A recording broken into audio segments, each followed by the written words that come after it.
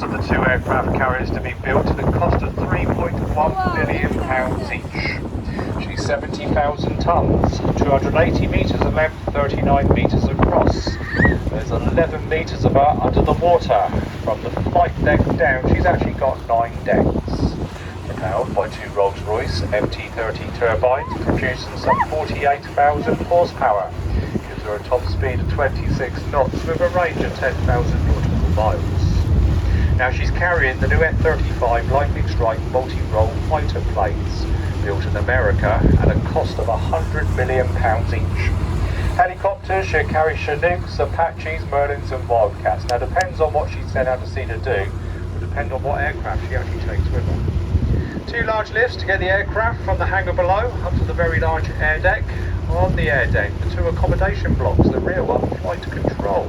That's where they control all the landings and takeoffs. The front one, the navigating block, where they do the navigating and the driving. On the Queen Elizabeth, you will find the 679 crew, but you can carry a maximum of 1,600 persons. Look at that machine gun. I think they're going to be testing it, isn't it? Oh, they actually. On you. I surrender. That's what's underneath the gazebo, the F-35. Is it? Or a new. To go, as we round this corner, all the quays coming up on your right were all extended during Victorian times. Now the Port of Portsmouth has been a naval dockyard for well over 500 years. As we go on our tour today, you will be looking around 3 miles of continuous naval quay. Keep more ahead on your right, you'll probably see some of the black gates. They've got the yellow handrails running along the tops. These gates act as corridors, leading to number 3 basin directly behind, which is a 60-acre pond dug out by hand by prisoners of war back in the 1860s and 1870s. You can also use these corridors as dry docks if required. Next on your right, D-33, which is HMS Dauntless. She's one of our Type 45 destroyers. We've got 6 of these built at a cost of £1 billion each. 7,350 tonnes, 152 metres in length, 21 metres across. Top speed of 29 knots. Now on the bow, you will see the 114mm Mark 9 Vickers gun. Big grey gun that fires 25 rounds a minute over a range of 22,000 metres, near on 12 miles. Directly behind that, the grey box, that is the launching stations for the Sea Viper missile system. Looking on our forward marsh, you'll see the grey ball with the spikes, that is the Samson radar, latest in radar technology.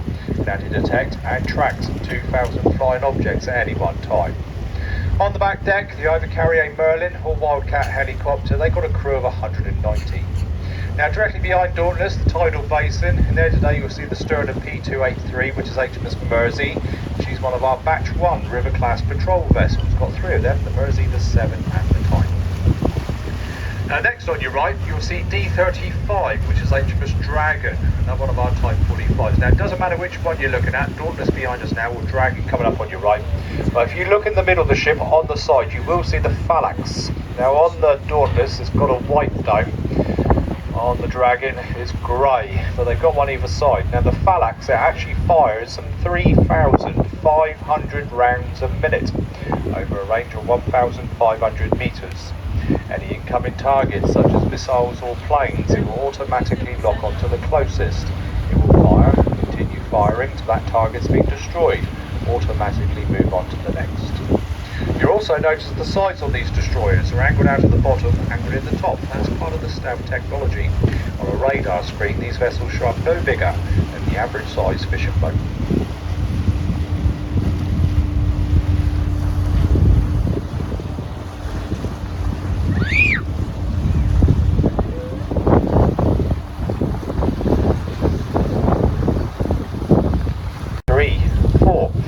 HMS Iron Duke. Now she is one of our Duke class frigates. We've got 10 of these in the fleet today.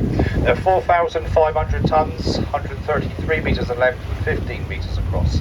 Top speed of 28 knots. Now again on the bow, Vickers gun firing some 25 rounds a minute.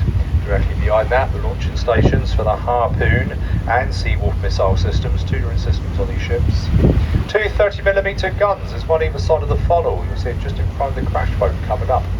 Again on the back deck, they either carry a Merlin or Wildcat helicopter. They've got a crew of 173.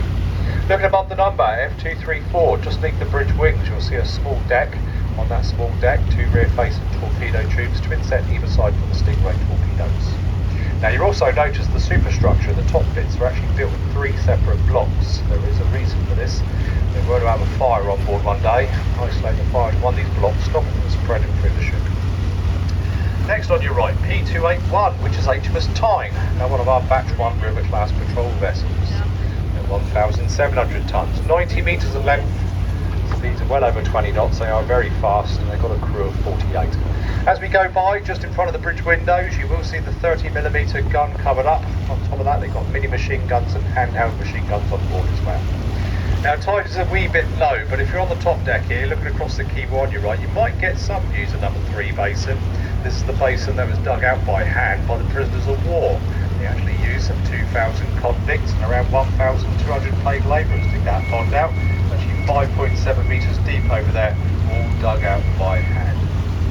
Also coming up on your right, you will see the Wave Knight. Now she belongs to the Royal Fleet Auxiliary. It means the vessel is actually owned by the Royal Navy but run by merchant seamen. And she's one of the tankers. This one's 31,000 tonnes, 196 metres in length, and she's got a crew of 80 on board.